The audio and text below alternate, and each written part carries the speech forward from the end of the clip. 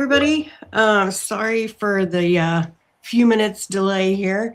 We are trying a new format and it's called the New Nerd Herd. And what we decided to do is we had been doing some webinars the last probably 6 months or so. And, we kind of felt like just presenting slide decks and things like that really wasn't showing, number one, our personalities and getting more engagement from you, the viewer and listener. So we thought we'd just kind of keep it more casual, more conversational, more relaxed to where you can feel like you can answer or ask any question. It could be as hard as you want it to be to try to stump us, or as easy as, why does my computer hate me? So there are no questions off limits. So feel free to comment with any comments or questions or what have you throughout the whole presentation or webinar. And this is not scripted, as you can tell. And we will have some main topics each month. But feel free we can take the conversation wherever you guys want to take it, and you're open to do so. So I'm going to go ahead and introduce Dave Bloom, my partner in crime here at Trumbull. He is the brains behind all of the technical operations. And then we also have Elmer Robinson, part of our team. He's a CISSP, which is very nerd-like, right, Elmer? It is, yeah. Whenever you have acronyms in the back of your name, you know you're a nerd, right? Right. And then I'm here as your moderator to make sure that Dave and Elmer don't get too caught up in their nerd talk and completely lose the audience. So I'm kind of the normal person, if you will, the non-nerd, to keep it flowing. So anyway, let's go ahead and get started. We're going to talk about Office 365. We feel like, there's a lot of information regarding Office 365 and security and default settings. And I really think this is a super relevant topic because I feel like with COVID, with people working remotely and they had to pivot, I hate that word pivot, but we had to pivot in 2020. And I think in doing that, a lot of people signed up for Office 365 so they could work remote and have everything in the cloud. And I feel like there's kind of some misunderstandings and confusion that we kind of wanted to talk about. So I'm going to let Elmer start the conversation. Sure. Yeah, thanks for that. Boy, I used to start these conversations with a lot of information to try and get people on board with why cybersecurity was important. But these days, I don't really need to begin that conversation there. Everybody kind of understands why it's important. You hear the headlines, you have friends that are impacted. Maybe you've been impacted yourself. And so the importance of cybersecurity gives us a good starting point for this conversation. But back in the old days, I tell the story that it used to be all about viruses, right? The bad guys just kind of wrote automated code and they would send it out to just attack anything it could find. And your best defense was antivirus software. If you had a good antivirus platform in place, you were probably protected, right? But that's not the way any of this really works anymore. And Dave can back me up on this. The percentage of time that you really have a virus trip an antivirus software is pretty minimal these days. The bad guys, in fact, they've got a guaranteed win. They almost don't need to mess with viruses because they have a guaranteed win. And that guaranteed win is email. And so I want to just talk a little bit about that and make sure everybody has their head around that, the importance of email and securing email. It really, this day and age, is the primary attack vector that the bad guys are going to use to get in. And I talked about it being a guaranteed win for them. If you think about it, consider, for instance, a busy accounting firm. And in the middle of tax season, let's call it March, when everyone in the firm is working 16-hour days, 7 days a week to try and get done by the deadline. And there's paperwork stacked to the top of the cubicles in every desk, and every office is full. The phone's ringing off the hook. Every person at their desk is waiting for a receipt from somebody. And when that email comes into the inbox that just says, here are the documents you've been waiting for, who's going to click that? Who's going to open that email? Who's going to maybe click even the attachment that might be present in that email? There may not even be an attachment. It's not necessary these days. That's what I was going to say, Elmer. Isn't that kind of the trend now? Is now it's not even a matter of clicking on something in the email, but just the fact if it makes it to your inbox, If it gets to your inbox, exactly. Yeah, There that's are kind of scary. yeah, it's scary because there's code that can execute that's attached to maybe an image that's they can put a logo in the email that runs code when the email gets previewed. You don't even have to double click on it and open it. You might be scrolling through your inbox and you've got preview on in the preview pane, and it'll execute the code that's attached to that image. And I mentioned, the antivirus software used to be the main defense, but that just never goes off anymore. The fact is that it just never goes off. The bad guys walk past the antivirus software. We actually had we had a HVAC guy on a consultation once. Remember that, Dave? Where he said it looked like an email from QuickBooks. He didn't even click on anything because he could tell that it wasn't really from QuickBooks, but it didn't matter because that month when he sent out his invoices to all his clients, they had somehow got into his QuickBooks they must have forwarded his email as well, to where when they changed the bank account information within his QuickBooks, wow, they were able to confirm the changing and all of that. So he sent out his invoices and he wasn't receiving payments because it was going into a different bank account, and he wasn't able to recover his funds from the bank or QuickBooks. So I mean, it's kind of scary. And to your point, if you're just relying on antivirus right now, that's not enough. I mean, the tools that we're using actually proactively go out and, it's looking at the telemetry of your device to say, hey, somebody's trying to log in from X, Y, and Z, and that's not normally you. And so, I mean, if you just simply have antivirus anymore, it's just not enough. It's kind of like having an AOL email account still, right? Right, exactly. Or a fax machine, as yeah, exactly, right. Yep. The So bad it's guys not bad to have, but that's not, So it's still the first line of defense. Like, nobody's Right. suggesting you get rid of your antivirus software. That's the basic that needs to be in place. But the bad guys don't play in that space much these days. They send you an email. It's got code that's embedded in a graphic or an attachment that can execute without any action taken. And it's not going to write anything to disk. So it's going to execute strictly in memory, and it's not going to write anything to disk that's going to trigger an antivirus software. And what it will do is just ping the bad guy, really, is what it does. It opens up a back door so that even if you reboot your computer, the bad guy can get back in, and then it phones home. And that's the bad guy comes in the next day, sits down at his desk with his morning cup of coffee, and he's got a blinking light that says somebody clicked.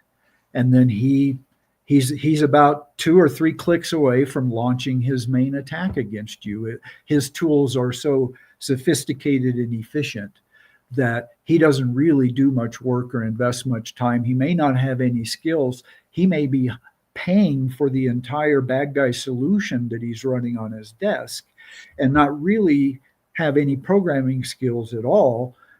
He's just a customer to the company that provides the solution, and that's the typical bad guy these days. So Yeah.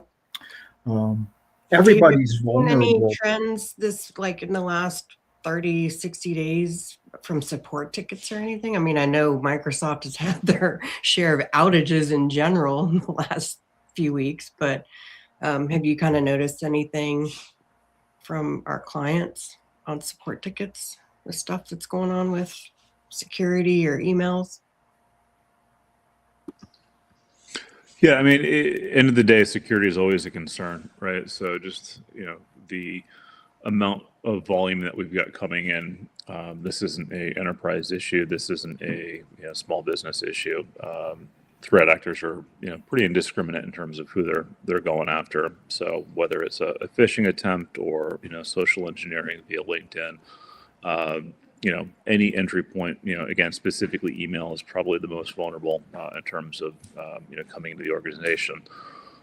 Everybody's multitasking these days. Nobody's, really looking at the sending address. So there's a pretty good chance if you're multitasking, not paying attention, some of the, minor things in terms of, that would jump out and say that this is a red flag or often looked. And that's what, these threat actors are counting on. So a lot of the time we'll come into a new environment, we'll install our security tools. Folks may have 365 or G Suite and, everything's fine, not aware of any issues. But at the same time, our tooling is able to, discover previous threats, right? So what you're talking about previously, Rebecca, with, the auto forward rules and, emails going into certain folders, those are very indicative of past breaches. And our tooling has the ability to essentially surface that and pick that up. So, again, a lot, once threat actors kind of get into your 365 or G Suite environment, they're going to build a foothold. And again, it may start with email, but again, that's going to start moving laterally across that environment. What other documents can they get, on G Drive or SharePoint? Yeah. So, Well, and I think too, like, I mean, obviously I don't have the tech background that you two nerds do, but like, honestly, I didn't even realize people could get into your device and forward emails. You know what I mean? Like, I think that in and of itself, most people don't really realize, that's even a thing that people are doing. And that's Well, how let's talk about that for just a second, because it's really an important point. Historically, you used to run all of your software on your local computer. Everything was kind of contained. You could build a big wall around it and try and keep the bad guy out. But now everything's in the cloud, right? Everybody's just got a service that they're subscribing to. And so, you're depending on Microsoft then. If you're using Office 365, for example, are you just blindly accepting that Microsoft is a secure environment?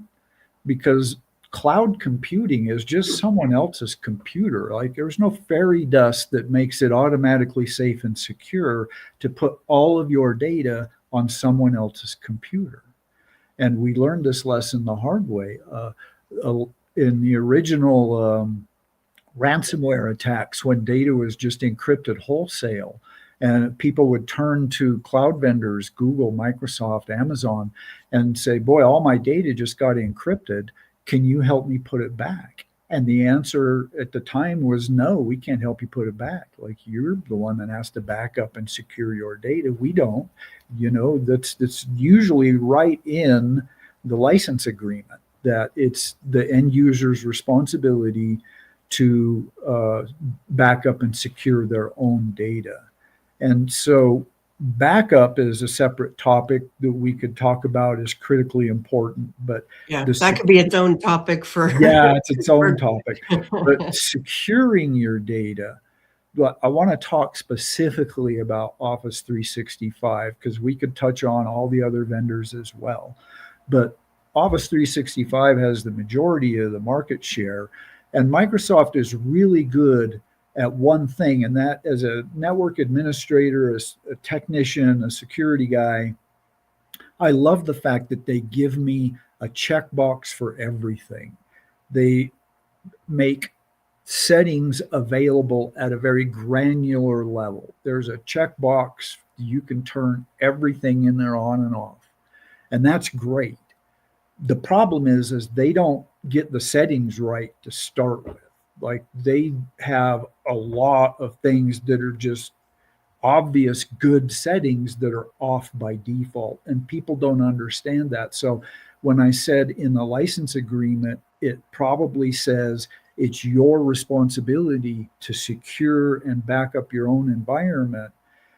The truth is that people assume it's starting out secure, and it's not. It's starting out very insecure. In fact, we do scans. One of the things that we do for our customers is look at their environment kind of from the outside as an expert. Even in some cases, we assume the hacker role and try and penetrate the environment from the outside. Some of our scanning tools look at the Office 365 environment. And so when a customer engages us to scan them for cybersecurity posture, we'll look at their Office 365 environment. We do them over and over again, and we find there are very similar like groups of findings that come back to us every time we run the scan. And it's not a couple, it's not a handful, it's not 3 or 4 or 5 or 6 things that need to get the check boxes checked. It's 15, 20, 25 really crazy security settings, things that would blow your mind. In fact, I'm not going to bore you with a lot of technical details, but I think all I have to do is read a couple of the common findings. I'll give you the name of the finding and a brief description of what it does, and you'll kind of get where I'm coming from on this. One of the findings that we find over and over again in Office 365 environment is an unimplemented Microsoft control that's called Set Safe Attachments to Block Mode. The description says, safe attachments in block mode prevents messages with detected malware from being delivered. To me, that sounds like a pretty good thing. Prevents messages with detective malware from being delivered. The messages are quarantined and only administrators can review. That's a best practices checkbox, and it's off by default. So safe attachments is off. That means that messages with detected malware attachments are being delivered. And we find this over and over again. Yeah. It's turn on common attachments filter, that it filters out things like executables. Turn on Microsoft Defender, which is off by default for Office 365 and SharePoint and OneDrive. Block download of untrusted executables and exploited drivers.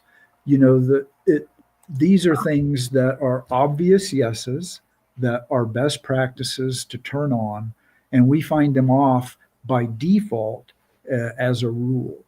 Now, Microsoft has done a much better job lately, because we used to find 40 crazy things that we had to correct, but we still find in the 20s, kind of in that neighborhood, 15 to 20 things for every customer that we scan. So the lesson is that it's really not secure by default.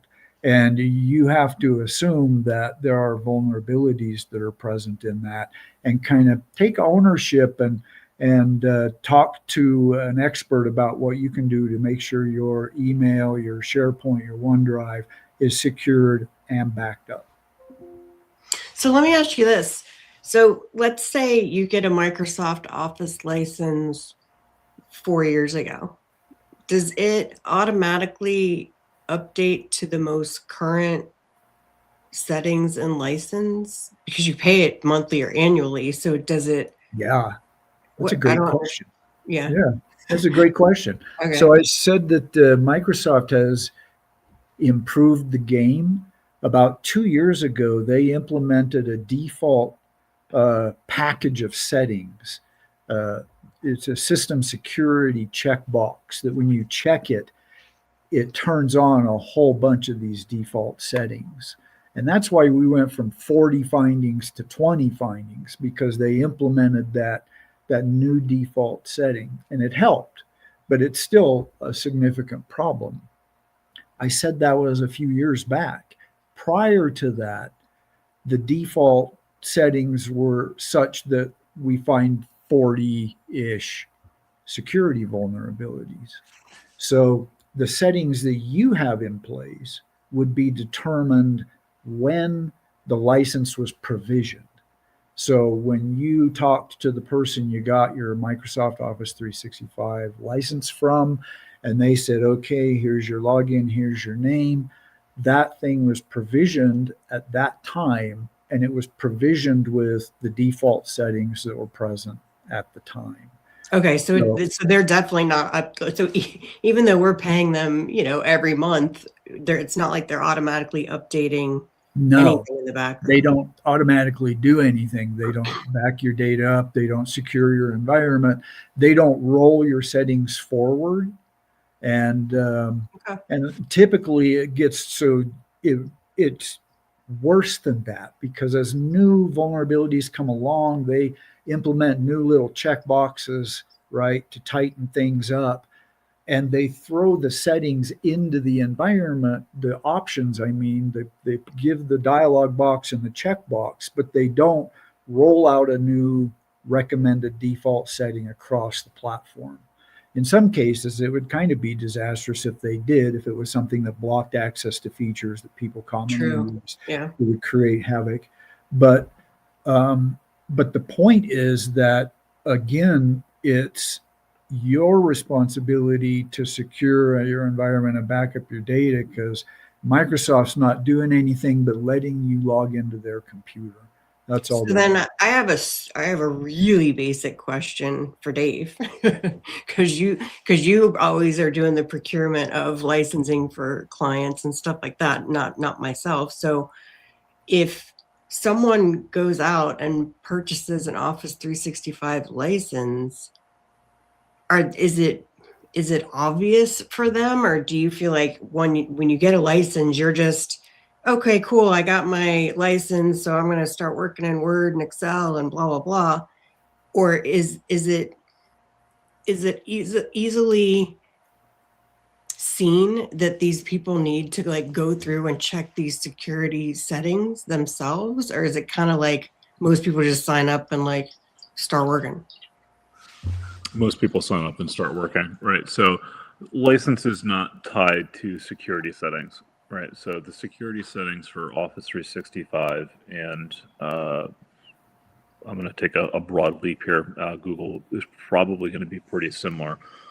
The security settings are going to be implemented, right, based on the standards at the time the tenant is created, meaning this is a new tenant. I want to set up, email for, my super secret website.com. I'm going to go ahead and create the tenant, do the registration, link my custom domain, and add my email.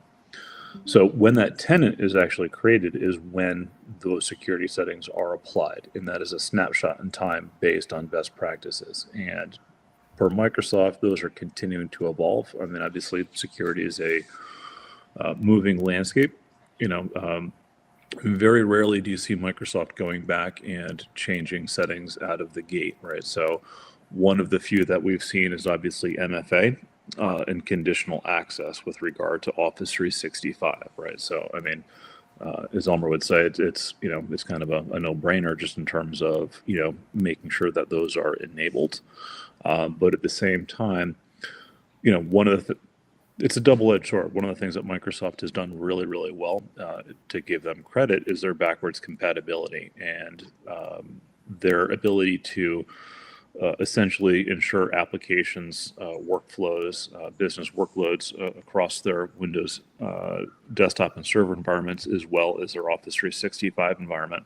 Again, they have maintained backwards compatibility on purpose. At the same time, because of that compatibility, they are not typically the fastest to implement new security features, right? So again, making sure MFA is turned on, right? So disable. And that's a big one. I got to jump in there for that one, because just having MFA turned on, if you have cybersecurity insurance and you're checking that box and you need to file a claim, you'll get denied.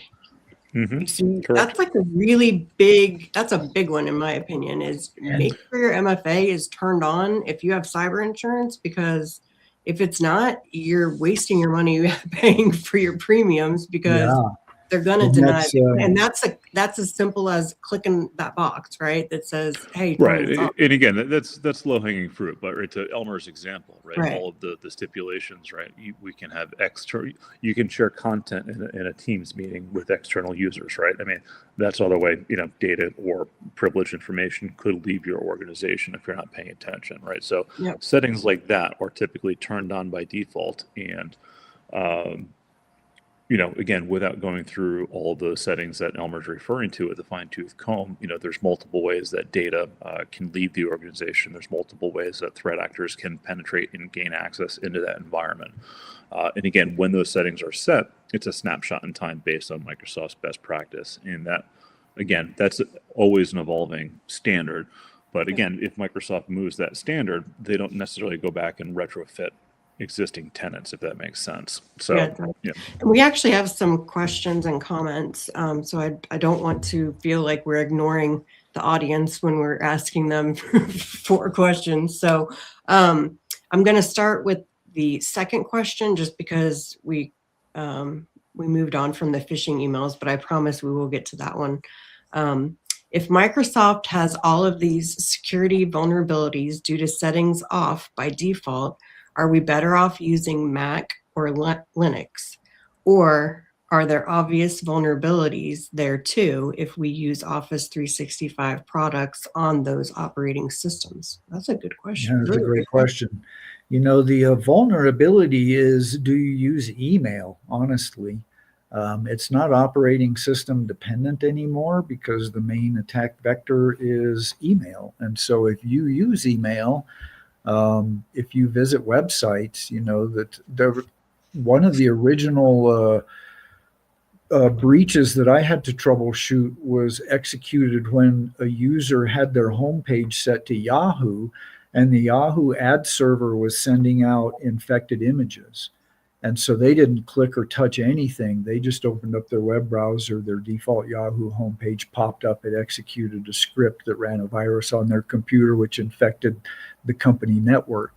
And so it's not really, it's such a platform independent kind of a thing. If you're getting email, you're really got a target on your back, and that's everybody, right? Who's not getting email these days? So I don't know. What do you think, Dave? Any difference based on platform? You're the Mac guy, Dave. Oh, where'd he go? Still here.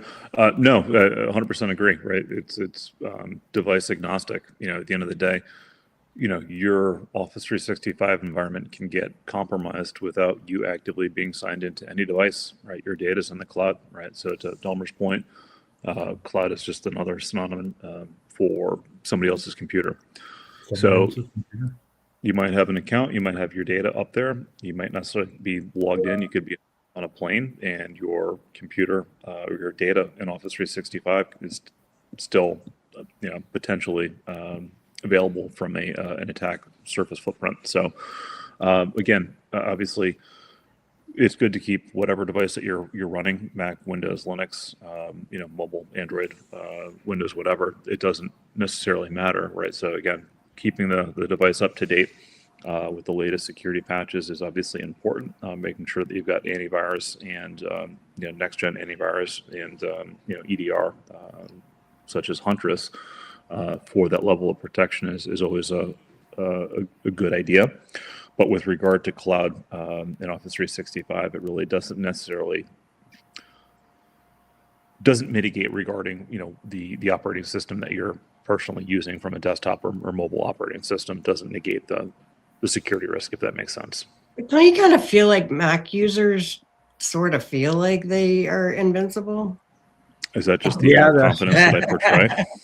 Again, viruses And are I'm not. saying that because I know Dave is a Mac user, but I'm just saying, don't you kind of feel like, because, Apple kind of stands on that, hey, nobody's getting through our stuff and you don't have to worry about that. And, that's kind of, I feel like at least, 10 years ago or Yeah, something, that's pretty sort of old true, knowledge. right? Yeah, it's But not I true feel at all. like, that's still in people's minds of, oh, well, I got a Mac. I don't need to worry about I'm stuff. safe. I'm running Yeah, and safe. that's kind of scary, We because I just got think done It's it just talking may be about harder how to convince that they actually do need these things and have vulnerabilities because yeah, the need is there regardless of the platform, right? Where a lot of this kind of comes in is Apple has always been kind of second or third fiddle depending on the marketing cycles.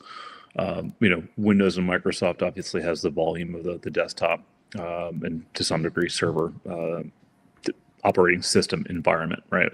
So again, if a threat actor is going to do something malicious and I want to take advantage of the what's out there, again they're going to have a broader market or base leveraging Windows. So again, this is where Microsoft has definitely stepped up over the past several years and improved their security game. Again, they're not perfect by any stretch of the imagination. Neither is Apple, right? I don't think anybody is infallible in this, right? There is no such thing as 100% bulletproof solution. I go back to the Titanic, right? The unsinkable ship. Well, it sank, right? It can happen to Apple, can happen to a Windows user, it can happen to Linux. None of them are without vulnerabilities. That being said, Apple's market share is typically a little bit smaller. I think Apple is a little bit more aggressive with regard to their security settings and policies. And at the same time, they don't have that legacy corporate enterprise base that they need to cater to, right? They've never claimed to be backwards compatible. They've always kind of moved forward.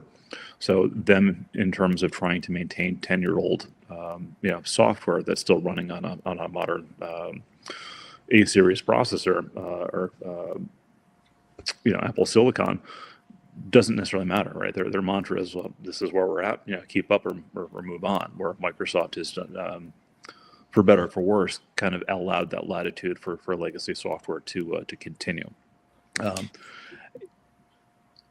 It's again, they're not indifferent or less secure. I think a lot of that is, again, marketing. I think a lot of that's the advertising and, folks that are spinning that. But again, your Macintosh is just as vulnerable as is a Windows machine. I think that's a great point to bring up as far as Mac and their target audience, right? It's a little different.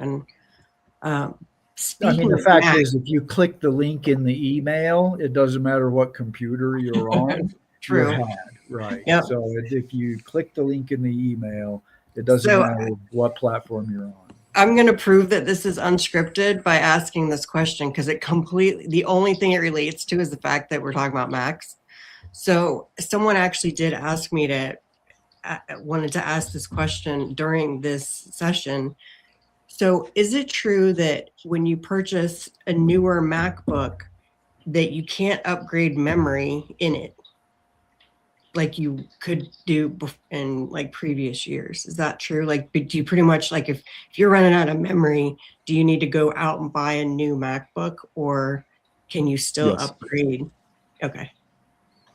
And that's Apple has been notorious for better or for worse. Personally, the serviceability has decreased exponentially on Apple products over the past I would say decade. That trend is just again they're essentially disposable devices, unfortunately.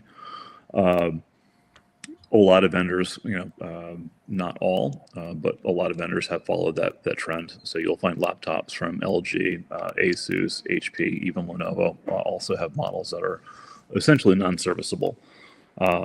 So, again, depending on the needs, that's one thing that you need to factor when you're purchasing hardware is serviceability, right? So, again, if you're saving $100 at the time of purchase, is $100 going to be worth the cost of disposing of that, or having to upgrade in 3 years versus 5 or 6? So, obviously those decisions we're happy to help with when procuring hardware. Okay. It looks like we have another question. So I'm gonna float back to talking about phishing emails. So we're definitely going all over the place, which was awesome, which is why we wanted to do it this way, right? If phishing emails are the most common ways we are attacked these days, what are some red flags to look out for in any given email? Or do we need an automated system to scan everything for us? I think both, right? I mean, I think there are definitely some things to look out for that are red flags. And obviously we would love if you wanted to use a automated scanning that we happen to have.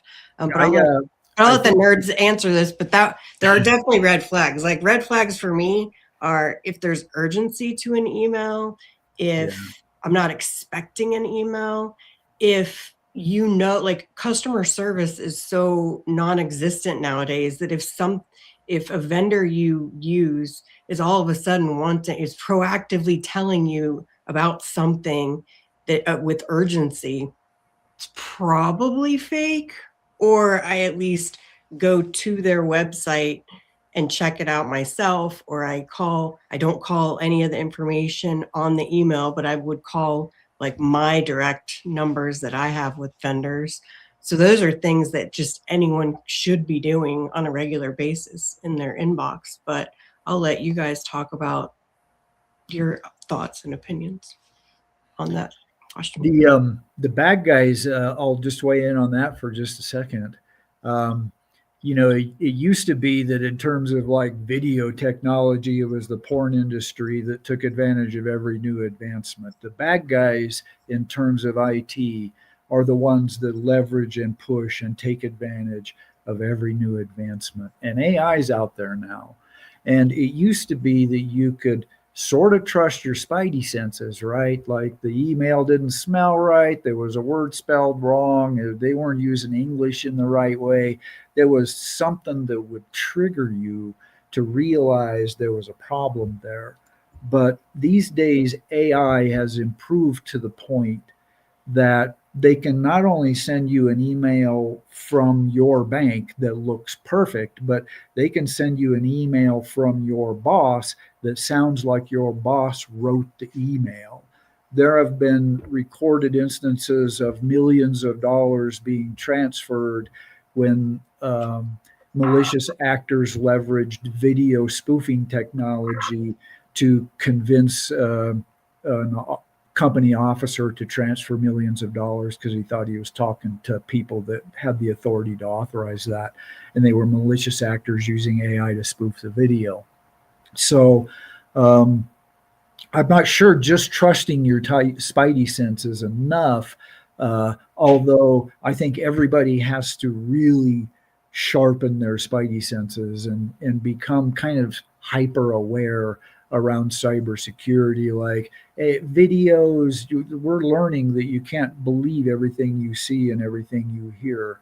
And so I think it's critical that people are really suspicious and plugged into that and don't trust everything that comes in front of them. But I'm just going to say that talking to Dave about some solutions that not only filter what's coming in, you want something that's going to look at the incoming email and do its very best job of keeping the bad stuff out.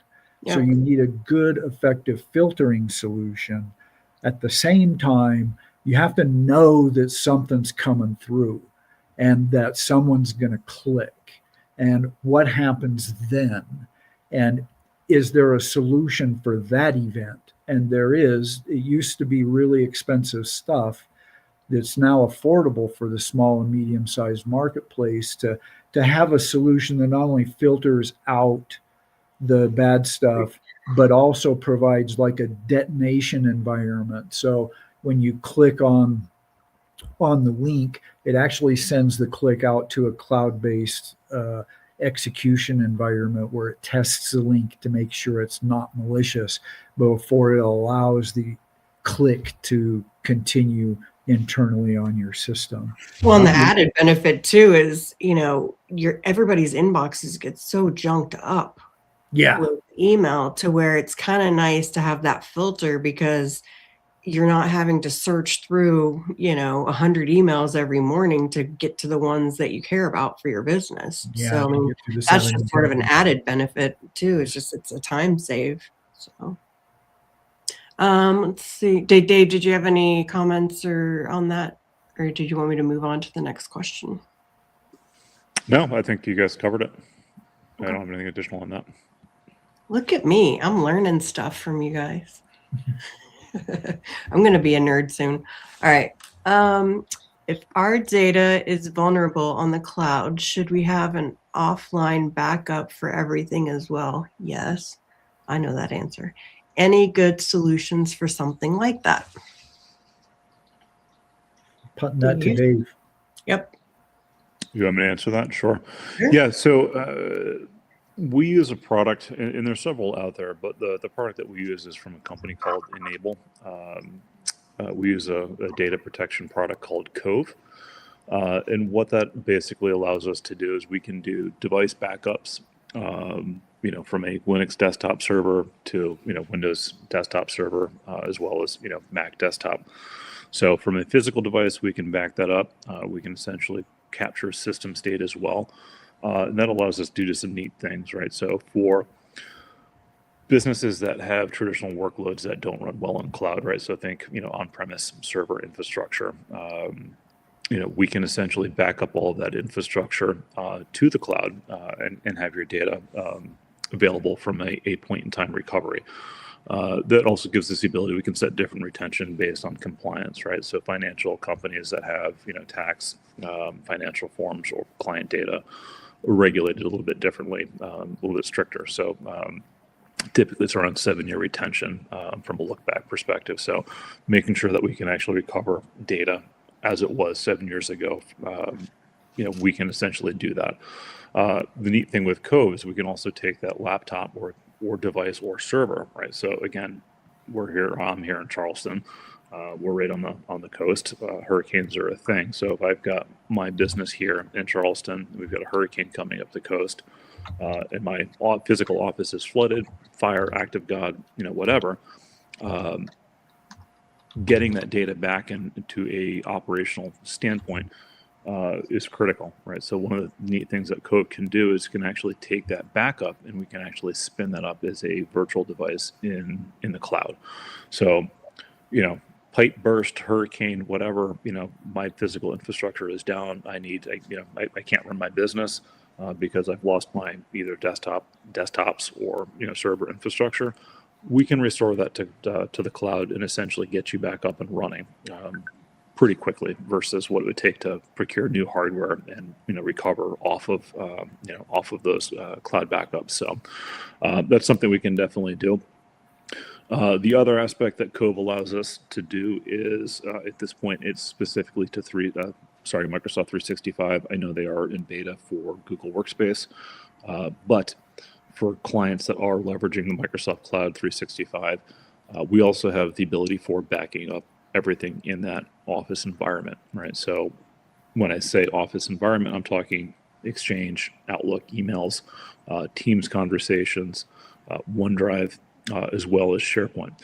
And again, we can get granular with that, right? So again, we'll have a backup rolling 30 days. And again, we have levers to pull from a compliance perspective, but essentially we can go back to a point in time from an inbox, right? So, what was that email, before it got deleted, or what was that email that, that got sent out that was moved to the recycling bin and deleted? We have the ability to basically recover that, point in time.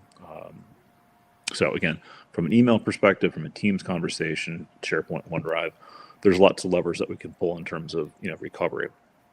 Now, the nice thing with that, I will say, is that, Microsoft is not obligated to back up or restore your data, right? So that's essentially on you as the business owner or tenant owner for Microsoft.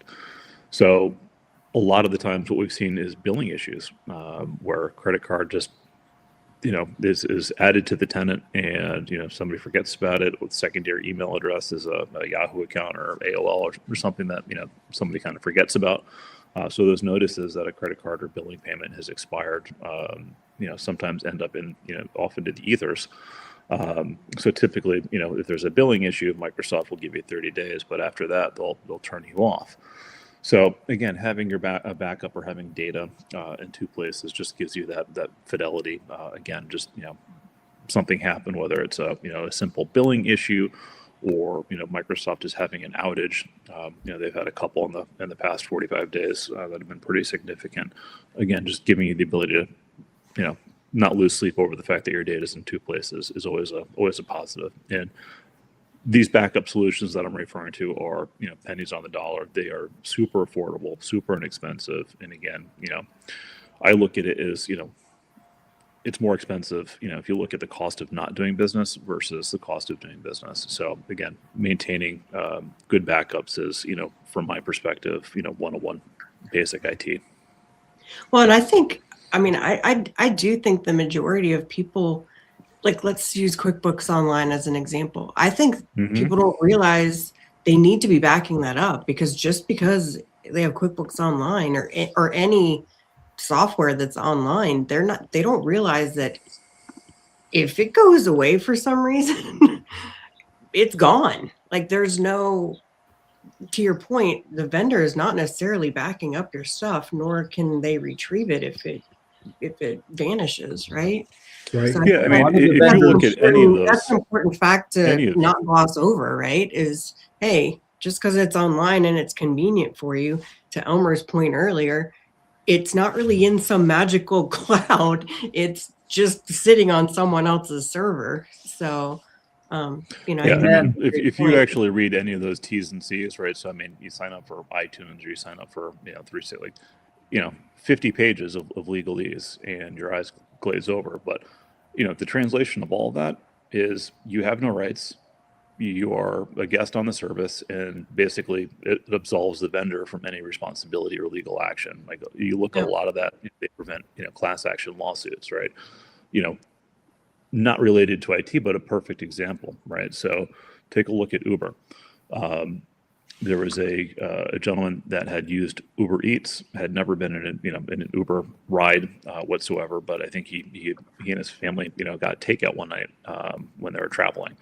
And when you sign up for Uber, it's one terms of service, right? Regardless of what they're providing. So he ordered delivery, had it delivered, not an issue. A month later, he's in an Uber, get into an accident. And I can't remember what the outcome of it, but long story short, somebody was injured, and severely, to the point where needed medical and hospital and long-term care. Well, because he had signed the T's and C's, because he got McDonald's or something delivered through Uber Eats, he's now lost the ability to legally sue them or seek financial recourse in the court system for the car accident and the injuries that resulted in that. So again, any of those large vendors, Microsoft, Apple, pick your poison, it doesn't matter.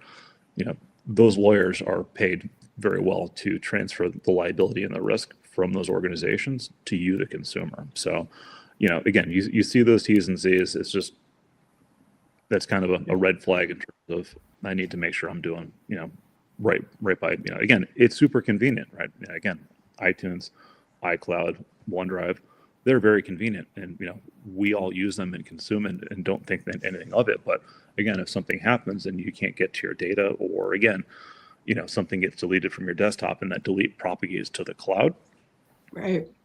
Again, you're where are your backups, right? How are you recovering that? It's not up to Apple. It's not up to Microsoft. That's on you. So, again, very inexpensive solutions that you can kind of put it on autopilot, and you don't need to think about it. And just knowing that it's there in the event of something unfortunate is always, peace of mind in my book. Those are all great comments. Looks like we have another question coming in from Facebook. How does Copilot handle sensitive data, and what step? I'm surprised it took 40 something minutes for somebody to bring up an AI question, Ask right? an AI question, right? All right.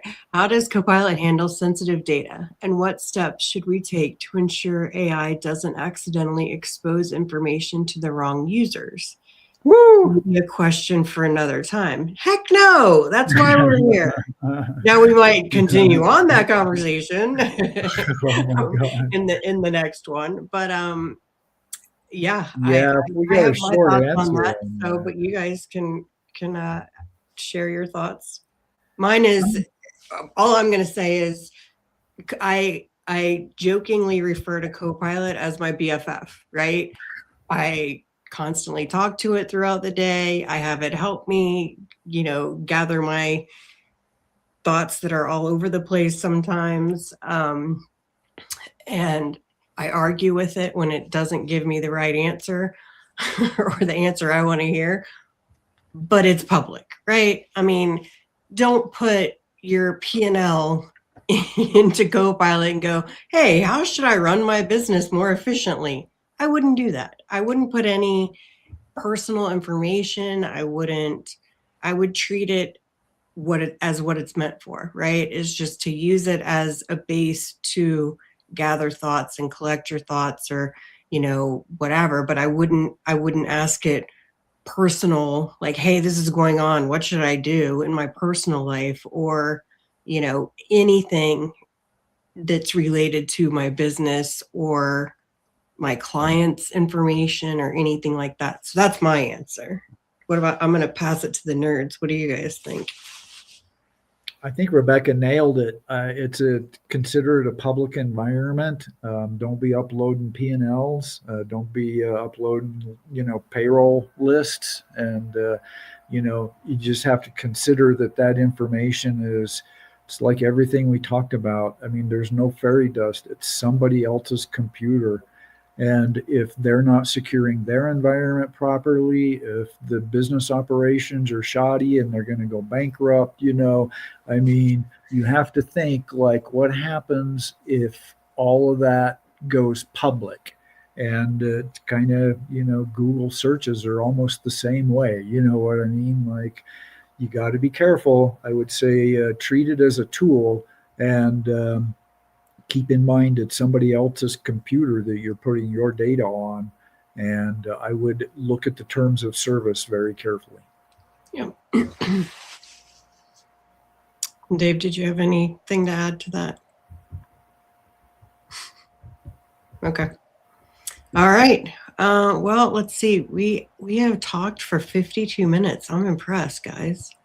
So let's see what topics should people walk away with, I guess. Check your Office 365 environment and default. If you don't know how to, feel free to reach out to us and we'd be happy to give you a scan and remediation for that. Let's see what else. Yeah, Turn on your MFA. Turn know. on your MFA. I know it's annoying, but it's more annoying to not turn it on. Trust me. There's actually a checkbox in Office 365 that forces MFA on for all administrators, and it's off by default. I'm just going to throw that out there. It's off by default. Yep.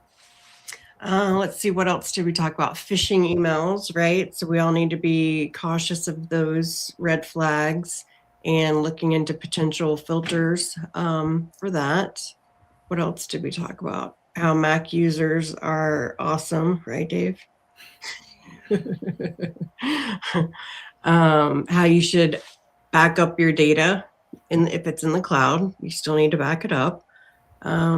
Wherever it is. Wherever it is. Thank back you. It up 3 times. That's why you're here, Elmer. All right, cool. And look forward to, we're going to be doing these sessions every third Thursday at noon. And we hope that you guys join us again and tell your friends and have more questions for us for next time. And we're also going to have some guest speakers occasionally. So I know this time we were trying to get Samantha Brito from Regions Bank because she's definitely been seeing an uptick in scams with some of her banking clients that we're going to discuss. And so hopefully she can join us next month, talk about that. And maybe some some guests from our vendors to talk about more security. But anytime you got whatever you guys want to talk about, we're here to talk about. That's the goal. Is we want you guys to feel like you have a safe place to ask any question. There is not the only dumb question is to not ask one, or whatever that saying is. What's the saying, Elmer? I know you probably know that. You just made me draw a blank. There's right. no such thing as a bad question. Let's say that. So I will wrap it up on that unscripted note. All right. So appreciate everybody for joining, and we will chat next month. Bye, guys. Been fun. Thanks.